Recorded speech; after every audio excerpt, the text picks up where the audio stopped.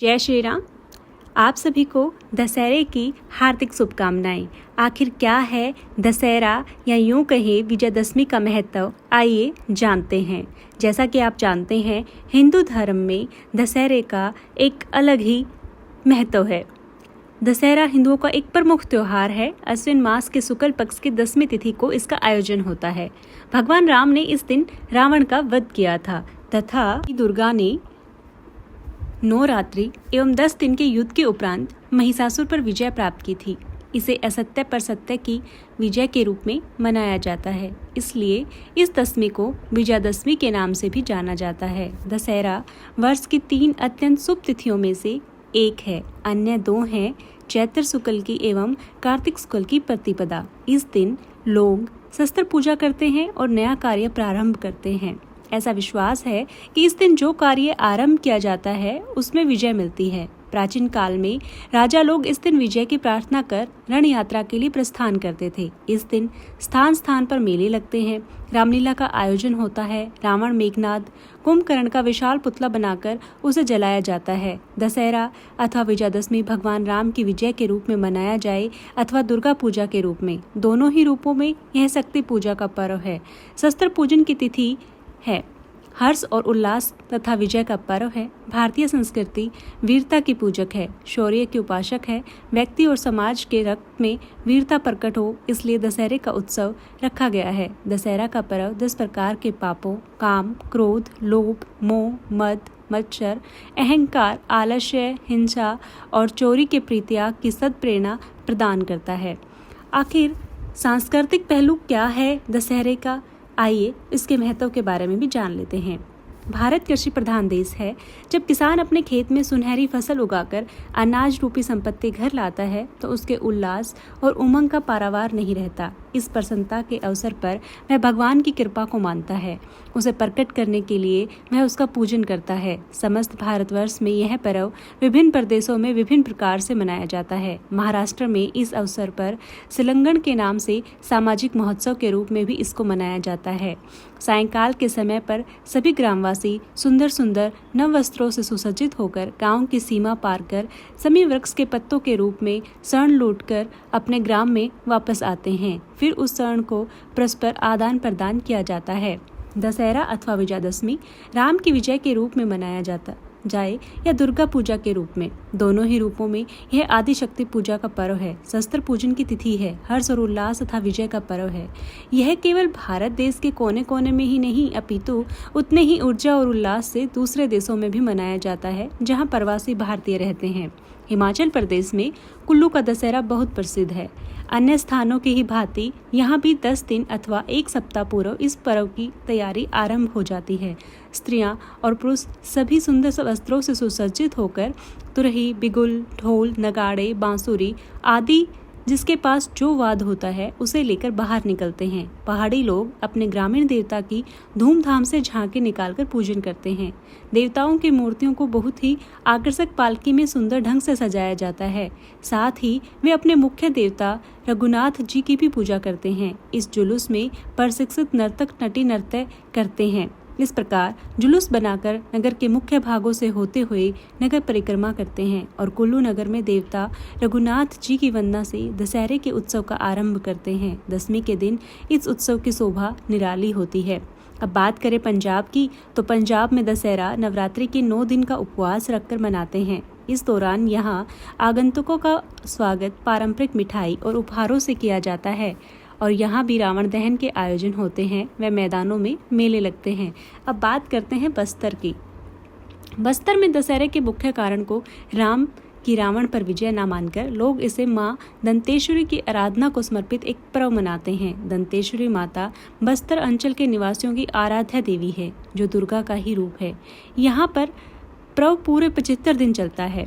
यहाँ दशहरा श्रावण मास की अमावस से अश्विन मास की शुक्ल त्रयोदशी तक चलता है। प्रथम दिन, जिसे काछीन गादी कहते हैं, देवी से समारोह आरंभ की अनुमति ली जाती है। देवी एक कांटों की सेज पर विराजमान होती है जिसे काछीन गादी कहते हैं। यह कन्या एक अनुसूचित जाति की है जिसे बस्तर के राज परिवार के व्यक्ति अनुमति लेते हैं।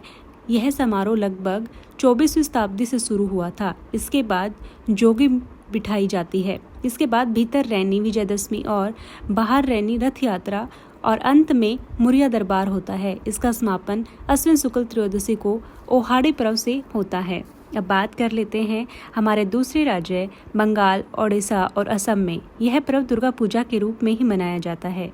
यह बंगालियों, ओडिया और आसाम के लोगों का सबसे महत्वपूर्ण त्यौहार है। पूरे बंगाल में 5 दिनों के लिए मनाया जाता है।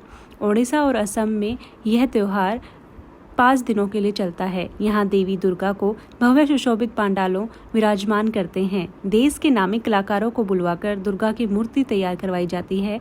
इसके साथ अन्य देवी देवताओं की भी कई मूर्तियां बनाई जाती हैं। त्योहार के दौरान शहर में छोटे मोटे स्टॉल पर भी मिठाइयाँ से भरे रहते हैं। यहाँ षष्ठी के दिन दुर्गा देवी का बोधन, आमंत्रण एवं प्राण प्रतिष्ठा आदि का आयोजन किया जाता है। इसके उपरांत सप्तमी, अष्टमी एवं नवमी के दिन प्रातः और सायंकाल दुर्गा माँ की पूजा में व्यतीत होते हैं।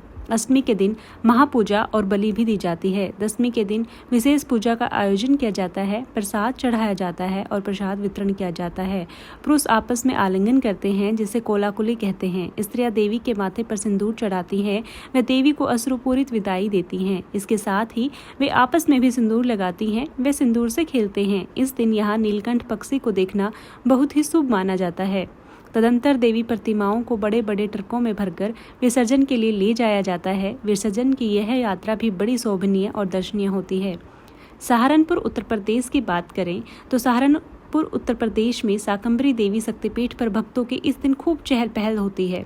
पूरी शिवालिक घाटी शाकंभरी देवी के जयकारों से गूंज उठती है। यहाँ पर नवरात्रि में भारी मेला लगता है। अश्विन का मेला यहाँ बहुत बड़ा होता है और काफ़ी किलोमीटर लंबी लाइन लगती है।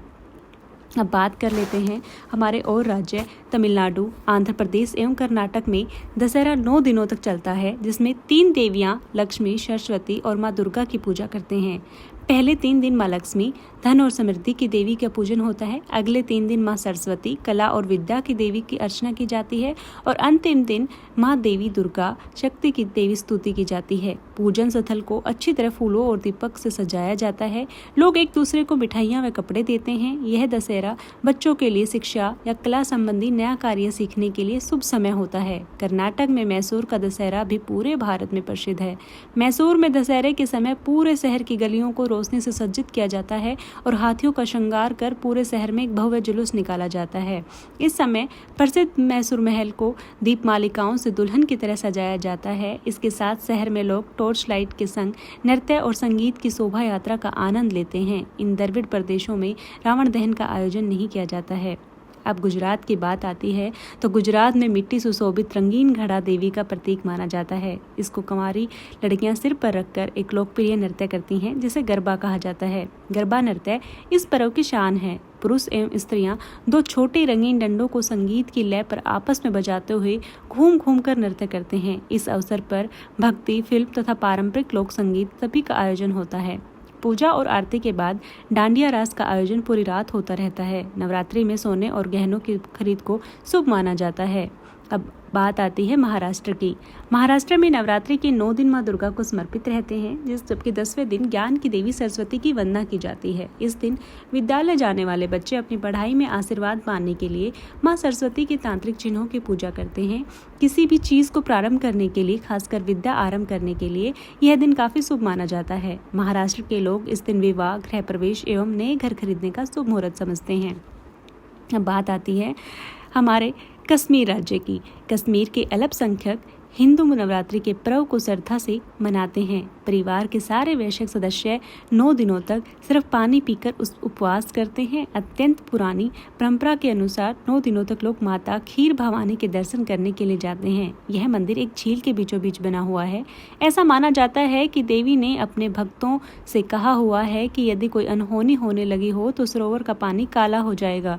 कहा जाता है कि इंदिरा गांधी की हत्या के ठीक 1 दिन पहले और भारत पाक युद्ध के पहले यहाँ का पानी सचमुच काला हो गया था। तो ये था दशहरे का उत्सव। शक्ति और शक्ति को समन्वय बताने वाला उत्सव है। तो यह थी दशहरा पर्व की जानकारी। आपको कैसी लगी मुझे कमेंट में ज़रूर बताएं। अगर जानकारी अच्छी लगी हो तो चैनल को subscribe, like, share and comment ज़रूर करें। धन्यवाद।